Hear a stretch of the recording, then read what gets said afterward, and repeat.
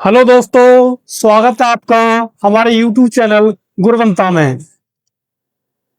आज का जो टॉपिक है हमारा वो है अन्योन्य प्रेरण। तो भाई इस अन्योन्य प्रेरण को समझने के लिए क्या करते हैं, एक चित्र बनाते हैं। एक ही कुंडली है जिसे एक बैटरी के साथ जोड़ा जाता है। ये बैटरी का धन ध्रुव है और ये ऋण ध्रुव है। सॉरी। तो यहां से क्या होता है, इसमें आपको तो धारा बहने लगती है। तो आपको पता है जब हम किसी परपथ में आई विद्युत धारा प्रवाहित करते हैं तो परपथ के चारों ओर वैद्युत क्षेत्र तथा चुंबकीय क्षेत्र उत्पन्न हो जाते हैं। लेकिन हम यहाँ चुंबक के विषय में पढ़ रहे हैं तो सिर्फ हम चुंबकीय क्षेत्र को डिस्कस करेंगे। अब इसके बराबर में इसके समीप क्या करते हैं, एक दूसरी कुंडली रखते हैं। मैं इसके समीप क्या करना है, एक दूसरी कुंडली रखेंगे और इस कुंडली को जो है संट के साथ जोड़ देंगे। अब होता क्या, जैसी हमने इसमें विद्युत धारा प्रवाहित करी तो जो अपनी कुंडली है इससे क्या होता है, चुंबकीय क्षेत्र उत्पन्न हो जाता है इसमें। अब चुंबकीय क्षेत्र उत्पन्न हो जाता है तो चुंबकीय क्षेत्र जो है दूसरी कुंडली से गुजरने लगता है। अब भाई क्योंकि दूसरी कुंडली पर क्या होता है, फ्लक्स का परिवर्तन होता है। अब फ्लक्स का परिवर्तन हो रहा है तो इसमें भी विद्युत धारा उत्पन्न हो जाएगी, इसमें भी विद्युत बल बहने लगेगा। तो ये अपने अन्योन्य प्रेरण की क्या है, प्रोसेस है। इसी प्रक्रिया को हम कहते हैं अन्योन्य प्रेरण। कौन सी प्रक्रिया को मैंने बताया ना आपके लिए, जैसे हमने इसमें विद्युत धारा प्रवाहित की तो विद्युत धारा की वजह से क्या चुंबकीय क्षेत्र उत्पन्न हुआ, और जो चुंबकीय क्षेत्र उत्पन्न जो हुआ वो इसके समीप रखी वही दूसरी कुंडली से क्या करता है, गुजरने लगता है। तो दूसरी कुंडली में क्या होता है, फ्लक्स का परिवर्तन होता है, और फ्लक्स का परिवर्तन होगा तो विद्युत बल उत्पन्न हो जाएगा। यानी ये कुंडली भी कैसी बन जाती है, धारावाही बन जाती है। ये अपनी अन्योन्य प्रेरण की क्या प्रोसेस है। तो जब किसी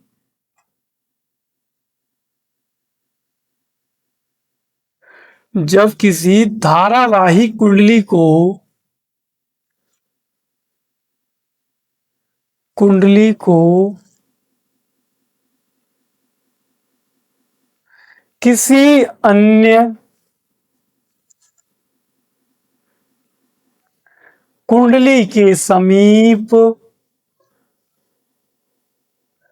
किसी अन्य कुंडली के समीप रख दिया जाता है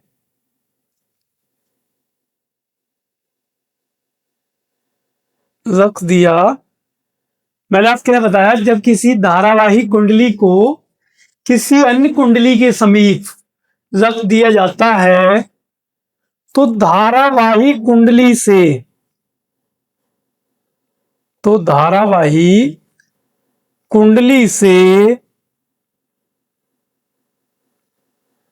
उत्पन्न चुंबकीय क्षेत्र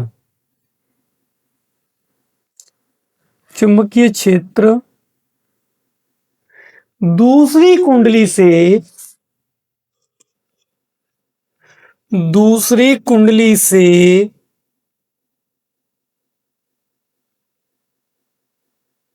गुजरने लगता है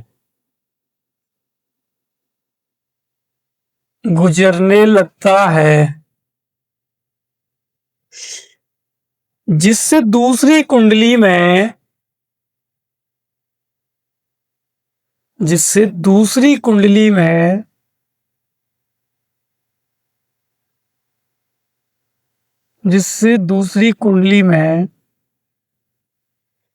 फ्लक्स का परिवर्तन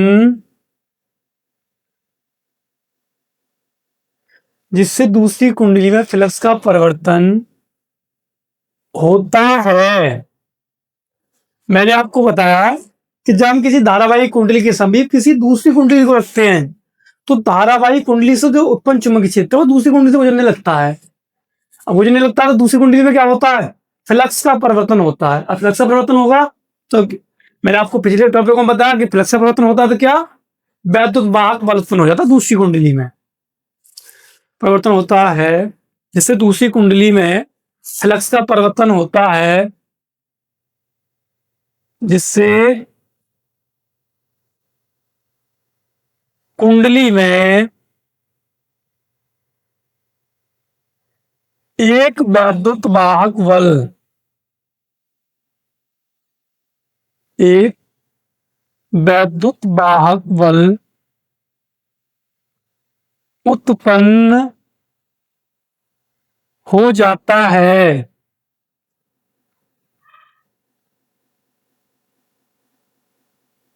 यदि धारावाही कुंडली में प्रवाहित धारा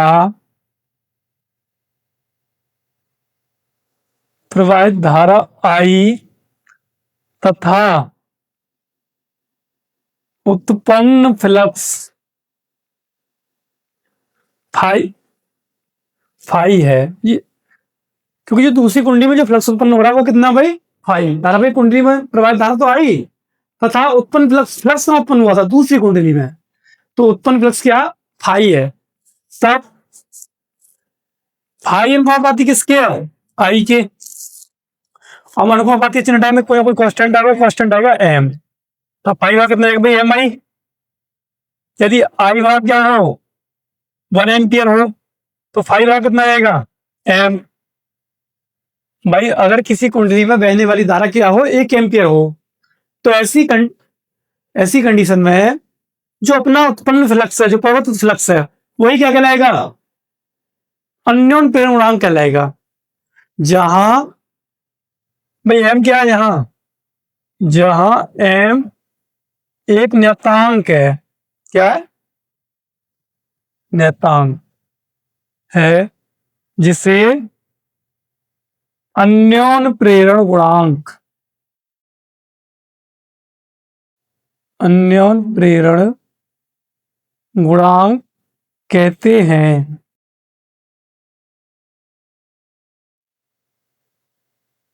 भाई एम जो एक नियतांक है जिसे हम क्या कहते हैं अन्योन प्रेरण गुणांक कहते हैं। अब यहां से परिभाषा में अन्योन प्रेरण गुणांक की मिलती है। अन्योन प्रेरण गुणांक क्या है, अन्योन प्रेरण गुणांक वह चुंबकीय फ्लक्स है जो किसी परपथ में 1 एम्पियर की धारा के कारण उत्पन्न होता है। तो भाई इसे लिख भी सकते हैं हम कि अन्योन प्रेरण गुणांक, अन्योन प्रेरण गुणांक वह चुंबकीय फ्लक्स है, वह चुंबकीय फ्लक्स है, अन्योन प्रेरण गुणांक वह चुंबकीय फ्लक्स है जो किसी परपथ में, जो किसी परपथ में 1 एम्पियर की धारा के, की धारा के 1 एम्पियर की धारा के प्रवाह के कारण, प्रवाह के कारण उत्पन्न होता है। भाई अन्योन प्रेरण गुणांक क्या, वह चुंबकीय फ्लक्स है जो किसी परपथ में 1 एम्पियर की धारा के प्रवाह के कारण उत्पन्न होता है। और तो फैराडे के नियम से, भाई फैराडे का नियम क्या कहता है, चलो मैं इसे रफ करता हूं, आप यहां तक नोट कर लो।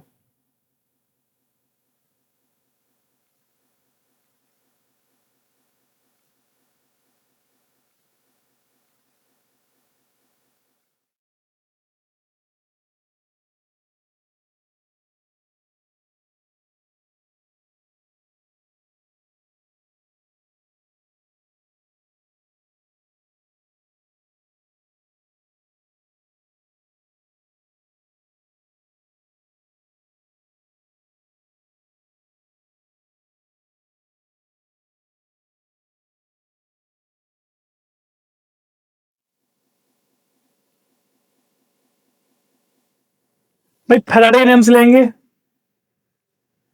फैराडे के नेम से। तो क्या है फैराडे का नेम? मैंने आपको बताया था फैराडे का दो नेम है, हमें दूसरा वाला लेना है। तो दूसरा वाला नेम क्या था फैराडे का? ई बराबर M D I upon D T. भाई हमने मान लिया D I upon D T जो है एक है, कितना है? एक है भाई। तो ऐसी कंडीशन में ई क्या बन जाएगा? एम। तो यहां से भी एक डेफिनेशन मिलती है, क्या? अन्योन प्रेरण गुणांक, अन्योन प्रेरण गुणांक वह चुंबकीय फ्लक्स है,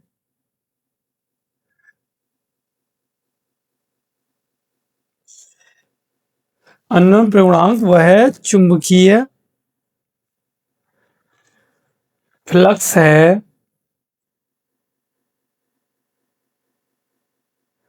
जो किसी परपथ में, जो किसी परपथ में एकांक धारा, अन्य प्रेरणांक वह चुंबकीय, सॉरी, अन्य प्रेरणांक वह चुंबकीय, वह वैद्युत वाहक बल है, वह वैद्युत वाहक बल है जो किसी परपथ में एकांक धारा परिवर्तन के कारण, एकांक धारा परिवर्तन के कारण उत्पन्न होता है। तो आपका जो ये टॉपिक है यही समाप्त होता है, आप इसे नोट कर सकते हैं।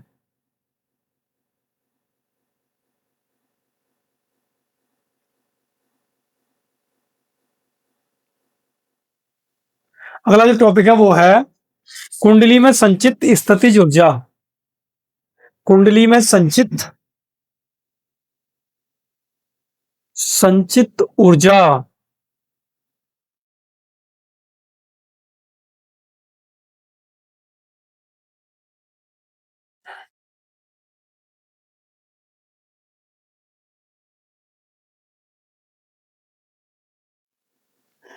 कुंडली में संचित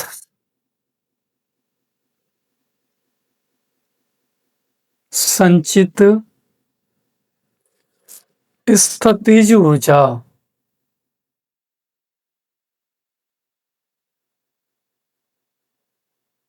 भाई एक धारावाहिक कुंडली है हमारे पास, जिसमें ये कुंडली है जिसमें हमने विद्युत धारा प्रवाहित कर दी। अब जब विद्युत धारा प्रवाहित की जाएगी तो कुंडली में क्या होगा? एक वैद्युत वाहक बल उत्पन्न हो जाएगा।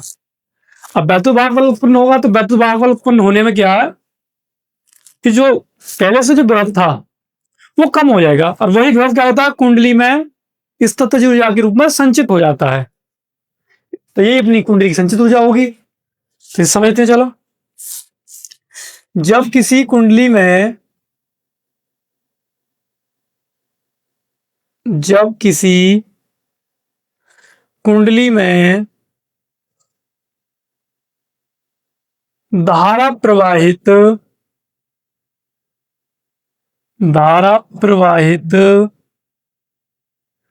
की जाती है,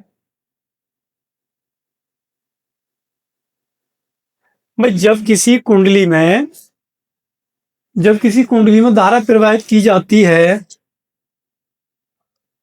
तो कुंडली में उत्पन्न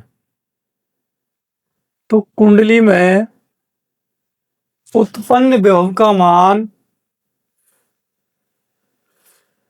जब किसी कुंडली में धारा प्रवाहित की जाती है तो कुंडली में उत्पन्न विभव का मान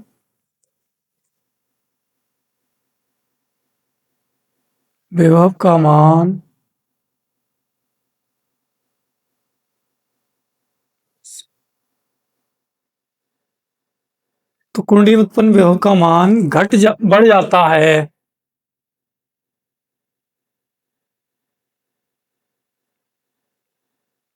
जब किसी कुंडली में धारा प्रवाहित की जाती है तो कुंडली में उत्पन्न विभव का मान घट जाता है, बढ़ नहीं घट जाता है। भाई जैसे हम कुंडली में धारा प्रवाहित करेंगे तो क्या कुंडली में जो उत्पन्न विभव है उसका मान क्या होगा, घट जाता है। अब कुंडली में जो उत्पन्न विभव का मान है घटेगा तो होता क्या है,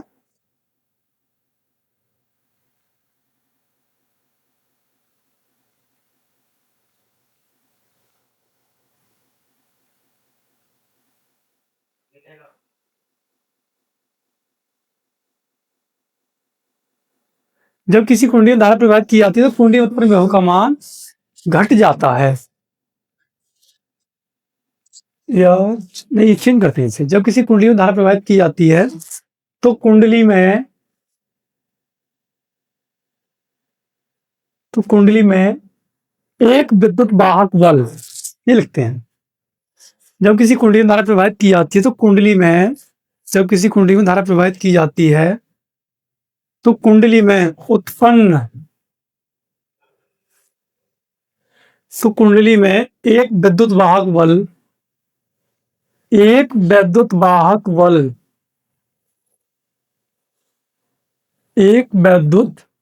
वाहक बल उत्पन्न हो जाता है। क्या होता है, ये सही है। जब किसी कुंडली में धारा प्रवाहित की जाती है तो कुंडली में एक वैद्युत वाहक बल उत्पन्न हो जाता है जो लगाए गए वैद्युत वाहक बल के मान को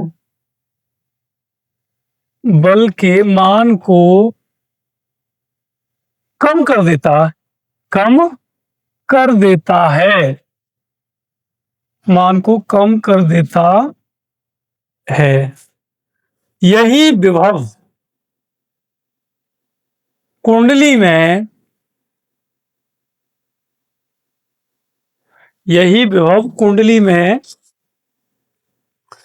कम कर देता, तो यही विभव कुंडली में स्थितिज ऊर्जा के रूप में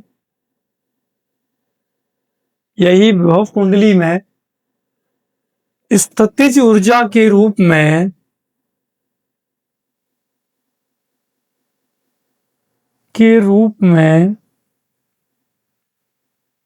संचित हो जाता है,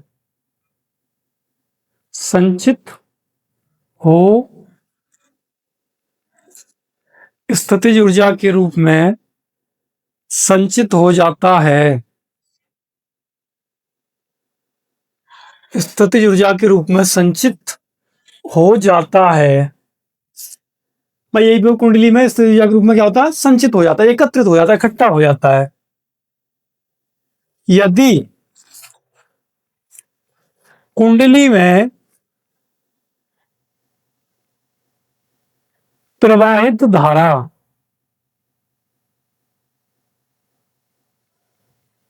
आई तथा उत्पन्न वैद्युत वाहक बल ई है, तब कुंडली द्वारा किया गया कार्य EI dt होगा। यानी जो कार्य dW कितना होगा भाई, EI इंटू में dt। अब E का जो मान होता है वो L di अपॉन dt होता ही है, L di अपॉन dt। मैं dt से dt कट जाएंगे, आई हमारे पास पहले से ऑलरेडी है ही, आई यहां लिखती है, ठीक। तो dW आ कितना जाएगा, L I इंटू में di अपॉन में di, सॉरी di आएगा, dt कट गए, आई है ही, L है और di। अब संपूर्ण कार्य के लिए क्या करना है, समाकलन करना है। संपूर्ण कार्य के लिए समाकलन करने पर क्या करना है, dW L बाहर रखेंगे क्योंकि तो कांस्टेंट है, कांस्टेंट का समाकलन नहीं होता है, इंटू बाई डी आई। इसकी जो लिमिट है वो 0 से I0 तो लगाते हैं, तो डी डब्ल्यू हो जाएगा डब्ल्यू। और जब भी हमारा समाकलन एक्स की पावर एन हो, उसका समाकलन करना हो इंटू डी एक्स हो, तो एक्स की घात एन में जोड़ देते हैं, मट्टी घात में एक जोड़ देते हैं, ये करते हैं। कितना आएगा भाई, एल आई की घात 1+1 बटे में 1+1, नीचे लोअर लिमिट ऊपर अपर लिमिट, होगा क्या भाई डब्ल्यू बराबर 1/2, नीचे से तो 1 और 1 2 आएंगे तो 1/2, एल ऊपर क्या आएगा I², नीचे लोअर लिमिट ऊपर अपर लिमिट, तो 1/2 एल I0 का स्क्वायर माने 0 का स्क्वायर, इसकी मल्टीप्लाई इसमें करेंगे तो ये आएगा डब्ल्यू या यू बराबर 1/2 एल I0 स्क्वायर। तो ये कुंडली द्वारा किया गया कार्य या उसमें संचित स्थिति ऊर्जा होगी। ये आपका टॉपिक है। तो अपना ये जो चैप्टर है ही समाप्त होता है, और आज की अपनी वीडियो भी समाप्त होती है। वीडियो अच्छी लगी हो तो वीडियो को लाइक और चैनल को सब्सक्राइब करें। Thank you.